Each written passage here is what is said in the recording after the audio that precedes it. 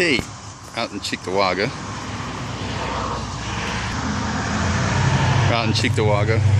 Looking at a ranch house, and what we got a couple of problems. We got quite a few problems. The front brick is bowed out, and somewhere in the vicinity of about 2.5 to 3 inches from this shutter onto the door entrance. You can see how the concrete pad here had raised and heaved.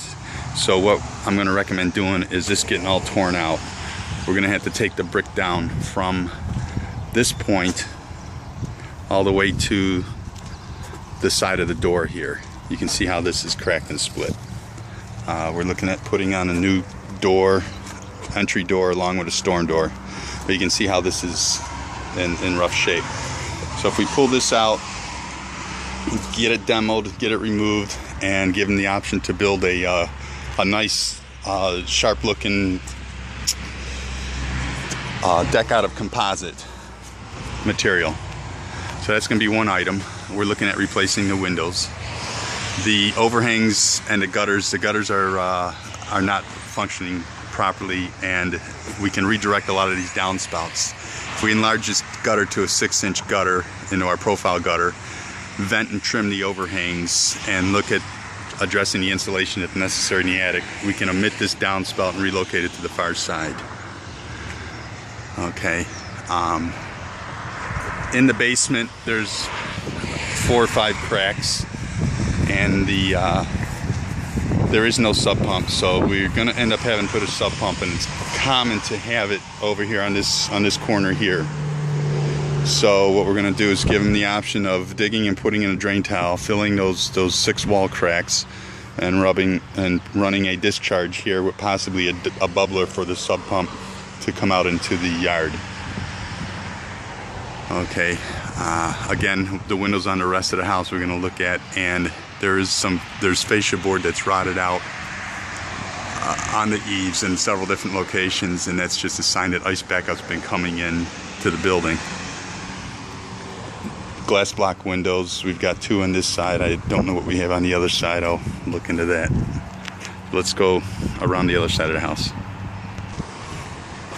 Okay, here we are on the driveway side, and we have 2 more glass block windows, and then of course this is what they call a freeze board that's up against here, and the kitchen windows that have to be addressed.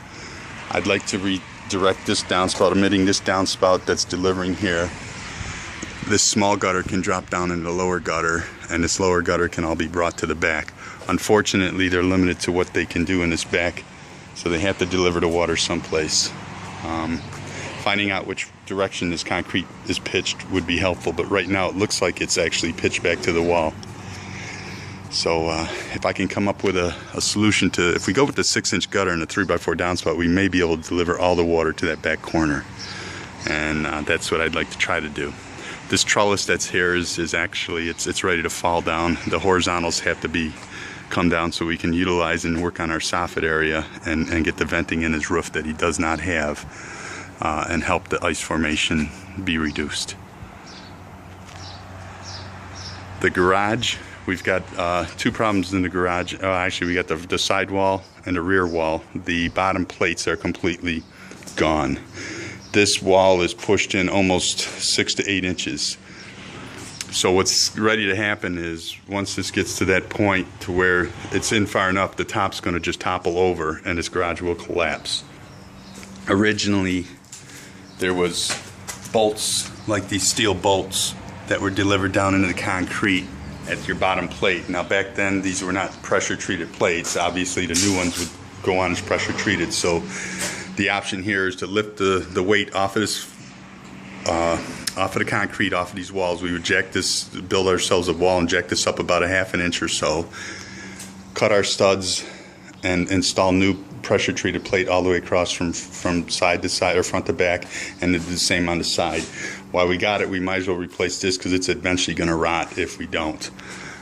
So the 3 sides, we would do that. There's probably going to need some garage door adjustment when it's said and done, because this has moved so much, and this garage door has moved with it. So what we want to do is try to omit this bow in the wall that he has here. And like I said, that's this whole center piece right here underneath this garden box needs to come this way at least, 4 to 6 inches. New gutters around here, and obviously I'm going to give him the option for gutter helmet because these gutters should be cleaned probably 5 or 6 times a year, and you can just tell by the amount of damage to water's eroded here that they haven't been maintained. That's a beautiful tree. I've never seen a tree like that, but that is gorgeous. It's got the vine that wraps around it and really looks wild. So let's go down in the basement and we'll look at the cracks in the basement. I forgot to mention on the garage, make sure we run the downspouts to the rear and discharge 2 downspouts at the rear so all this water can get there. It would be nice is if we ended up creating a trellis here, we can actually have a gutter deliver across this trellis, and instead of delivering that downspout there or having a issue with too much water over there, if we redid this trellis and put a nice piece of 2x6 across here, we could just lay a gutter right up against it and drop the upper into the lower and let this deliver down into the garage and take off there. And I don't think that there would be any issues with that. It would be just a matter of us helping us getting our water diverted, and obviously you can see how this is racked and fallen down. So a little bit of tweaking on this trellis would, we could probably keep this framing, just put an adjustment on it and put some bracing on it, but these horizontals need to be replaced. So I'll give them those options. The entrance, the step entrance also needs to can come out, and this can also be converted into a composite framed approach, which should just deliver to the back, not off to the driveway side. So when you snowblow or snowplow in here, that downspout in this pad is out of the way, and there's no risk of it getting damaged, and your step would just deliver out the back and you'd turn, and that makes the most sense. Okay, we're down in the basement, and we've got an issue with some cracks in the walls. And somebody tried to fix this with fiberglass, and obviously that just is not compatible.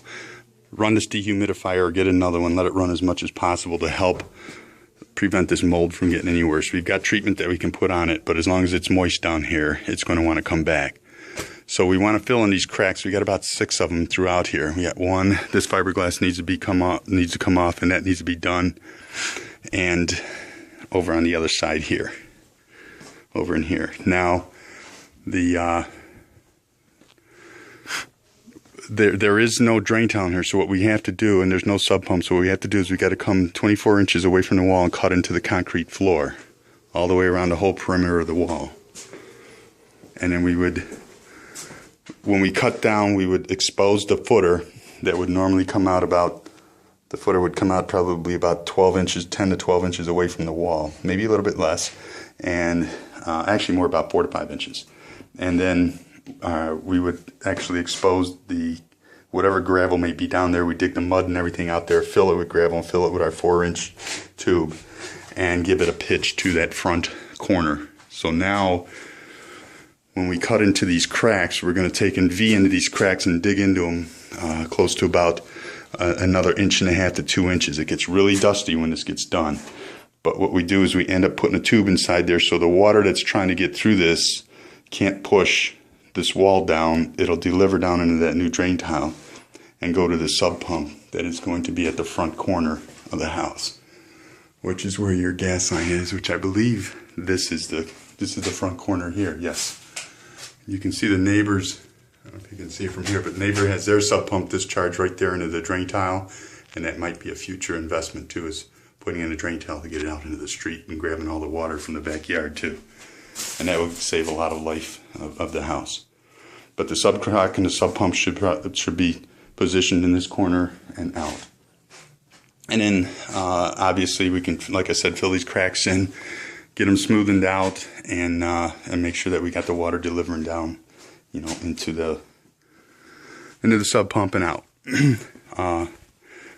There is one more issue here that I want to bring to the attention of the customer, is the electric panel. This is called a Federal Pacific electric panel. That's a very, very dangerous panel right here. It doesn't, they've been prone for fires. And in most cases, most home inspections and most banks, as soon as they see that, they require it to be changed. Surprisingly, it hasn't been, well, obviously, you're just getting into it, so it hasn't been an issue, but that we've had issues on properties that I've owned that that you definitely would want to change those. They've been a real problem since the day they've been installed. I want to go up in the attic and take a look at the attic and see what type of insulation is in there. I recommend these plates, any place that these wall plates are. This is your floor plate that leads to the outside. Well, here's your addition, but on the rest of the house, you've got floor plates that lead to the outside above this drop ceiling. You're going to want to take in either spray foam or fiberglass insulation across there, and that'll keep a lot of this wind from blowing in. And then obviously the glass blocks will help a lot in here too for the coolness and the cold drafts. Exterior doors, we've got a 32-inch on the back with a storm door, and then a 36-inch on the front with a storm door also. The interior doors are all smooth, no raised panels, and they seem to be in good shape. They've been well maintained. They're hollow core doors, which is not uncommon, but none of them are busted open.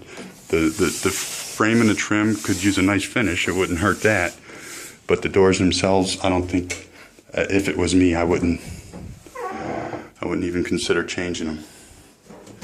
It's up to you. If you like a 6-panel door as opposed to a flush door, you can go through that money. But I think that right now, you might want to put your money elsewhere. So let me see if I can find that attic access.